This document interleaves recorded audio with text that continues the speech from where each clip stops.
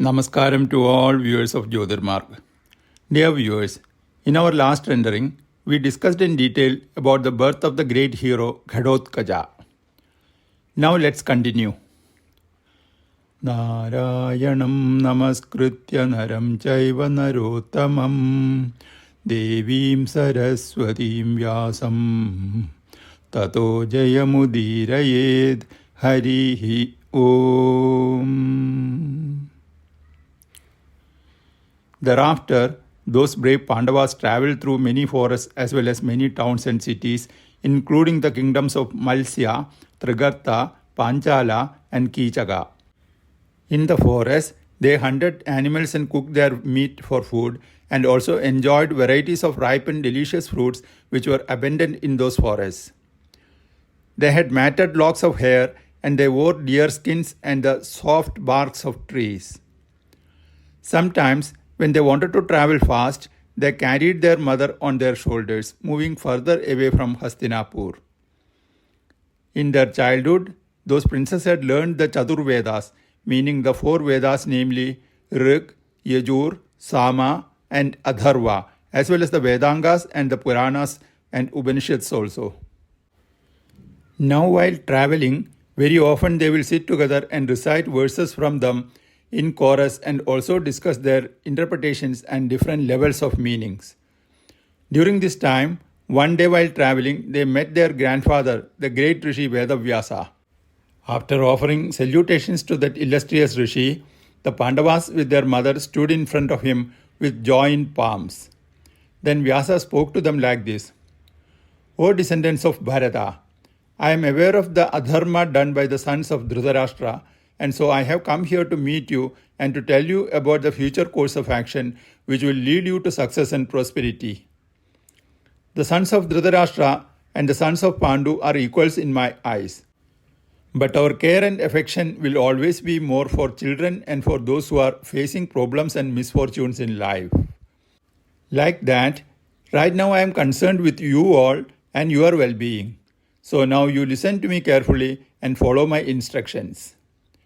Then that great Rishi travelled with them to a nearby city by name Ekachakra. On the way, Vyasa spoke to Kunthi like this: O daughter, your eldest son, this Yudhishthira, with the might and power of Bhima and Arjun, and the help and support of these twins Nakul and Sahadev, will rule over this earth with all kingdoms, kings and monarchs under him. Along with his brothers, he will perform the greatest of sacrifices, namely the Rajasuya and Ashwametha. Thereafter, when they reached Ekachakra, Vyasa took them to the house of a Brahmin and asked them to live there in disguise till he comes back to meet them again. As advised by Vyasa, the Pandavas lived in Ekachakra, wandering in that beautiful city and its surroundings during daytime, and also receiving alms from kind-hearted citizens. In the evening, they will hand over everything to Kunthi, who will divide it into two and give one half to Bhima. They will divide the other half among themselves. One day, Bhima didn't go with his brothers and stayed back with his mother Kunthi. Then they heard that house owner Brahmin's wife and daughter crying aloud with unbearable grief and agony. Kunthi couldn't bear their sorrow and told Bhima that the kind-hearted Brahmin with his family is facing some problem, and if it is in their capacity, this is the right time to repay them for their kindness and hospitality. Good deeds are to be returned not in equal terms, but much more than what has been received, she said. Bhima told Kunthi, O mother, once you understand from them about the nature of their problem, I shall have it resolved, however hard it may be. Thereafter, Kunthi went to the Brahmins and listened to what they were saying. In short, the city and surroundings of Ekachakra was now protected by a Rakshasa called Baka. In the past, Baka would come to the city and eat humans as and when he wanted and as per his liking. Later, an agreement was made like every day one family will prepare a cartload of cooked rice and one member of the family will take it to Baka in the cart drawn by two buffaloes. That one human being who drives the cart, the two buffaloes which draw the cart, and that cart full of rice will be the daily food of Baka. This turn of each family to provide one day's food to the Rakshasa will come only once in several years. And now, the next day was the turn of the Brahmin's family. The Brahmin was crying aloud because once he becomes food for the Rakshasa, his family will be without any dependence, and very soon his wife, daughter, and baby son will starve to death. Also, in his absence, his grown up daughter and wife will be tortured and harassed because there will be no one to take care of them and protect them. At the same time, the Brahmin cannot even think of sending his wife or daughter as food to the Rakshasa and then staying alive to take care of the remaining members of the family. Like that, he was torn in between both the choices of offering himself as food or sending his wife or daughter in his place. What his wife was saying was that now that she has performed her duty as his wife by giving birth to a daughter and a son and bringing them up so far, she is the one who should go to the Rakshasa as his food.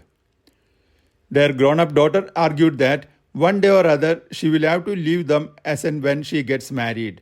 Rather than being alive after offering her mother or father as food to the Rakshasa, it is far better to live and die for her parents and younger brother. After listening to all these talks, Kunthi approached the Brahmin and told him that neither the Brahmin nor his wife or their daughter need to go with the food. Instead, one of her 5 sons will go for their family. But all 3 of them unanimously told Kunthi that it will be a mahapap to offer Kunthi's son as food and they will never accept to do that. But Kunthi insisted and told them that her son has got a very special varadan, meaning blessing, as a result of which no Rakshasa will be able to win over him and kill him. Then Kunthi assured them repeatedly that nothing will happen to his son and that he will return after killing the Rakshasa and thereby saving the people of Ekachakra from Baka and other Rakshasas. Finally, the Brahmin and his family thought that a mother will never do anything which can endanger her own son and thus agreed to act as per Kunthi's advice. Then they all approached Bhima and explained everything to him, and Bhima happily agreed to take food to the Rakshasa on behalf of the Brahmin's family. Thereafter, when Yudhishthira with his brothers came back in the evening, on listening to his mother, Yudhishthira told her to ask the Brahmin not to tell anyone about Bhima's involvement in this matter. Accordingly, next day morning, Bhima drove the cart loaded with food and reached Baka's abode in the nearby forest. Stopping the cart in front of that cannibal Rakshasa, Bhima started eating the food brought for him. In between, in a very casual tone, Bhima called out to the Rakshasa like this, "Baka, come here." The Rakshasa got enraged by seeing Bhima eating his food and also listening to Bhima calling him by his name. Especially so by a human being who was supposed to be his food in a short while. Baka approached Bhima roaring like a wild animal. He was tall like a tree and huge like a mountain. In spite of his body being large and heavy also, that cannibal moved fast with his Rakshasa powers. Bhima didn't care about the Rakshasa at all, but continued with his meal very happily. Now Baka approached Bhima and hit him on his back with both his hands. This made no impact on Bhima, who was still enjoying his food. Thereafter, Bhima finished that cartload of food. He had a few mouthfuls of water and then cleaned his hands and face, and then stood waiting for the Rakshasa. Meanwhile, Baka uplifted a huge tree and threw it at Bhima, whereupon Bhima caught it with his one hand and threw it back at the Rakshasa. Then for some time, in a sporting manner, Bhima tested his strength with his opponent. After a while, Bhima found it boring, and then he caught that Rakshasa in a tight grip and dropped him on the ground upside down. Then keeping his knee on his back, Bhima bent that Rakshasa's head and thighs backwards towards his middle. While that cannibal Rakshasa of enormous size and strength screamed in pain, Bhima bent him further and killed him by breaking his backbone. Listening to Baka's death cry, all other Rakshasas of the forest gathered around Bhima. Bhima made them to swear that they will not come out of the forest or kill or eat humans in the future.